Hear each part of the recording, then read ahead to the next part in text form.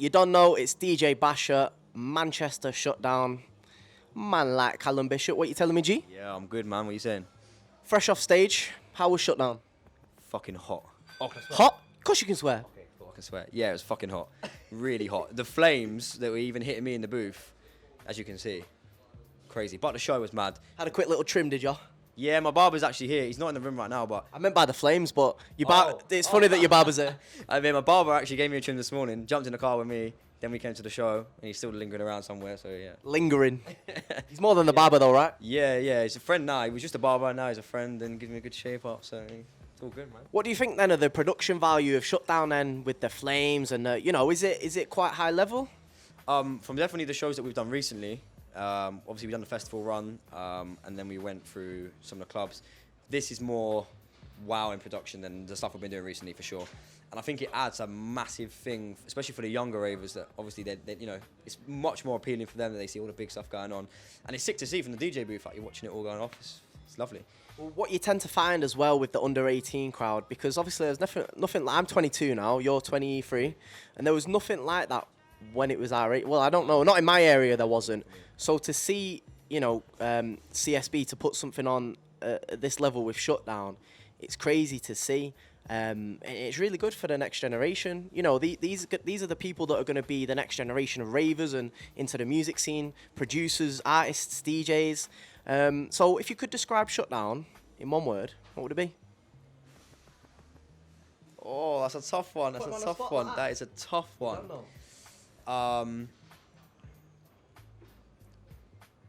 Carnage. Carnage? Why carnage? It's not a bad word. Best, because when everything's going off and I'm hearing music here, headphones off, music there, then I've got CO2, what's that thing, the confetti, then the fire, then everyone else going mad. Devs is in front of me, he's like, oh, I don't know, it's got loads to juggle. And then trying to think about the next song. So I'd say Carnage, but as a whole show, is one of the best, if not the best run of shows that we've had. And I think, like you said, for the younger generation, I didn't have nothing until I got 18, until I was in the club. So for them to come here, see what a rave setting is like in one of the most iconic venues in the country, yeah. I mean, it gives them such a good step forward to know that, okay, that when we go out, what it's going to be like, and they can come here without having to drink or anything like that, and learn how to have a good time based around the music, and not just stepping out for, I want to get drunk or do this or do that. It gives them a good insight into what it's going to be like, and they can prepare themselves and know that they can actually go out and have a good time without having to do a madness. Yeah. I think that's a really, really key point for these kind of things. Yeah. So where did it all start? Your music journey. Where did Callum Bishop start?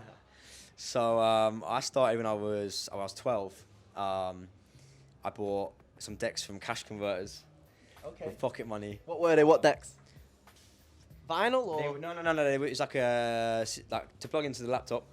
But it was like Newmark. They cost me like not much, but got going with that. And then when I was like 13, I started doing my mates like house parties. Yeah. And then we had this thing in my area in Norwich where at 13 you'd have like village hall parties. So you book out that local function hall, and I was the guy that was always doing them. I've never heard of that. No, maybe that's just like our area kind of thing. So everyone hit 13. It was all like, which village hall are you gonna book? Because it was like a given thing. For your birthday. Yeah. So for your 13th birthday. So I did all them. And then I took a break from DJing from like 14 to like 18, and then was learning production. Started posting music online and was a bit. Sorry, what made you get into producing music? Martin Garrix. I know that's. Listening to him more. So he broke into the charts with Animals, hit #1. It was like the first instrumental tune to hit #1 in the UK for like 20 years. And he was like 14 when he made it. And I was around that age, so I was like, I could do this too. I was thinking, I need to learn how to produce. I'm seeing the shows he was doing, then I was watching all of his documentaries, everything like that. So then I was just like nerd in the room, in the corner of my room, like headphones on, YouTube tutorials, trying to work out like how to produce like him. What software was you using? FL Studio. It's a funny story about that, and all my friends always rinse me about it. So I started using FL 11 or 10, and it's now at like 23 or something crazy. And I've kept, he can vouch for this, the whole time I've kept the exact same laptop. So I'm still running off some Toshiba 2008 dusty. What? Yeah, so I produce. If I showed you, honestly, I go to some of these sessions with people and they're like, you produce of that? And I'm like, yeah. So now I still use FL10, which I used when I was like 15, and I've got everything the exact same, so I know where everything is. Because if not, I'm gonna have to take time to like relearn the new one, if you get what I mean. What happens if the laptop breaks? Then I'm gonna cry because Is that it? You're gonna just hang up the headphones, hang up the producing, and just quit? I have to learn it. So like I downloaded it on my Mac and I tried to, and I just couldn't get on with it. Like everything's just different on Mac, and then it was like the whole new layout of it just wasn't working. So I just smashed producing out. Still use the same laptop now, and then I've kind of gone through loads of different genres, and I've gone through everything pretty much. What genres do you do now then? What would you say your genre is? Producing wise, I love it's all house, but it's like, you know, it's more of an accessible commercial house. So in the kind of category like very similar to like the Nathan Dorr kind of stuff. TD now, who's come out the blocks. Big up TD. Yeah, TD's a really good guy, and to be fair, even watching him come through, it's been like inspiring to someone who's in the same kind of age bracket. I think he's a bit younger than me. Same kind of age bracket, same kind of music. I'm thinking, you know what? He's really, which has made me go, right, I need to get back in the computer. Back on the Toshiba. Yeah, You know what I mean? Back on the 2008. yeah, back on that. Sorry, bro. Back on that. So yeah, house stuff now. Some with rappers on with features.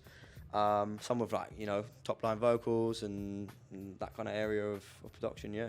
Okay, what you thinking's next then? What's really next for you? Do you want to work with more artists? Do you want to work with other producers? Like, what are your thoughts? To be fair, I'm very I like working with everyone regardless. So I said at the beginning of the year, I said if you're a producer, if you're an MC, if you're a singer or writer, hit me up and we'll work. The problem with that is because I'm in this world as my job, a lot of people don't have that kind of time. And when you're waiting, you know, you produce something, then you've given it to a rapper, and it's like, I got to go to work, and then I'll record it. Then, you know what I mean? It really delays the process. So I like working, but I like to work quick. Once I've got an idea in my head, like more time I'll go in the room and say to mum, I got this new banger. This one's the one. But then I'm like waiting for a label, or you know what I mean? So it's like a long process. I get really excited too early. But for me, I just want to work with more rappers. I like the route that TD's gone down, and a few other people that are jumping on house. Obviously, Silky, Zanetti, Bugsy's now jumping on. Who else was? Loads of other people. Double L's, I think he's done a couple of bits. So looking to work with some bigger rappers and getting them on would be probably the next move for me. What's your creative process when you're in the studio producing? Is it on your own? Is it with other people? Is it you have a little drink? Like what's your creative process? It can alter. More time I'm in my room because I've got a little setup in my room, and my room was like an old garage, so I'm quite out of the way from the house. So you can be a bit louder. Yeah, so before I was upstairs and next to mum's room, and it was like now it's a bit, I get away with it a bit more because I've got like a bit of a fire door on, so it blocks the sound out. For me, usually I don't like to force it, so there's times where I want to sit down and I'm like, right, I need to do this, I need to finish this today.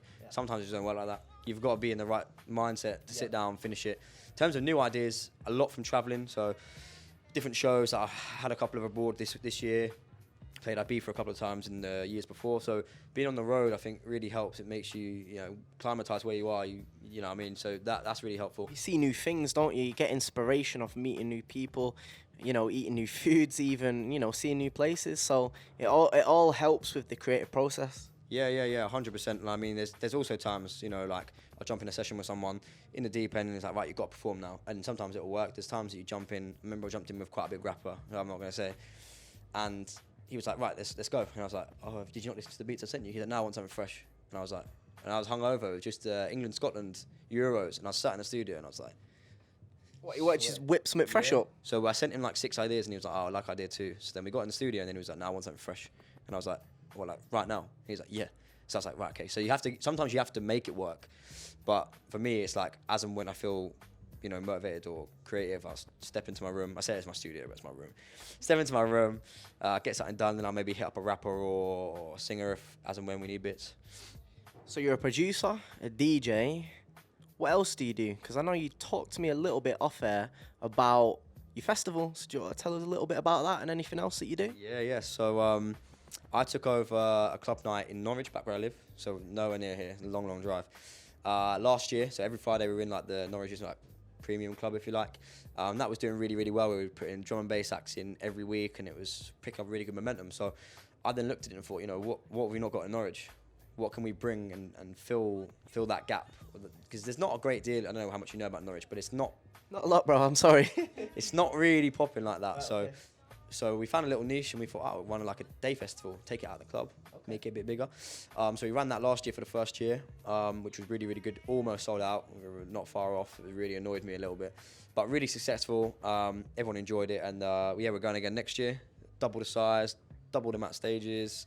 So I'm really, really excited for that. So yeah, the festival, day festival, touch base festival, and then we have Cabana, which is in Norwich, which is our club night. Okay, sweet. So you're young, you're successful, you're at a stage now where, you know, I would say that you could potentially give advice to the next generation that are coming through. If there's somebody that's watching that, you know, maybe 11, 12, 13, 14, that may have even been at Shutdown, that wants to know how to get into music, DJing, producing, what advice could you give them?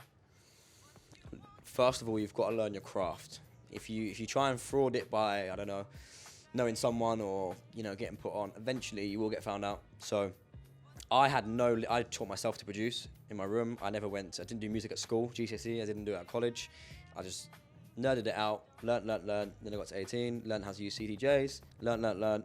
And so I kind of developed from the ground up, like, you know, a proper understanding of everything, and not like, oh yeah, so-and-so just taught me how to press play, and blah, blah. So I've really crafted it, built my own sound as I've gone up. I've kind of changed genres as I've gone, but I now feel like I've crafted my own sound. So I think, yeah, definitely the basics. You know, learn your trade, learn what you're trying to do. Build that foundation up. Yeah, 100%. You know, you've really got to, that's the first thing that you've got to do. Second of all, be creative, because your best moments will always come. Things if you think, would that work? No one's really done that. They're the best kind of moments. If no one's doing it, there's a market for you to step into. So always trust your gut. I just went like that with my head actually. My gut. Always trust your gut when you're working. And the best things I always say to a kid I manage who's a drum and bass DJ, I always say be polite. Yeah. Be as enthusiastic as you can at any work that you get, whether you're paying a gig for 50 quid or for free, or, you know, you're warming up for a headliner. And always, you know, be humble, respect people around you. You never know who you're going to chat to, who you're going to bump into, and you want people to talk about you in a good way. So you say, did you speak to that Callum guy? Oh, yeah, he was sound. That's the kind of feedback that you always want. You don't really want to have that kind of attitude where, like, yeah, he just walked in, he didn't really speak to anyone. So I think always just, you know, be nice, be respectful, and let your talent speak as you develop it. What's next then? Single? You dropping a single? You dropping an album? What's next for Callum? Yeah, new singles coming. With a featured rapper, may or may not have been here today. That's coming. There's a bit of a delay on it, but we've tidied it up. I'm quite perfectionist with stuff like that, so I won't put something out until I'm 100% certain on it.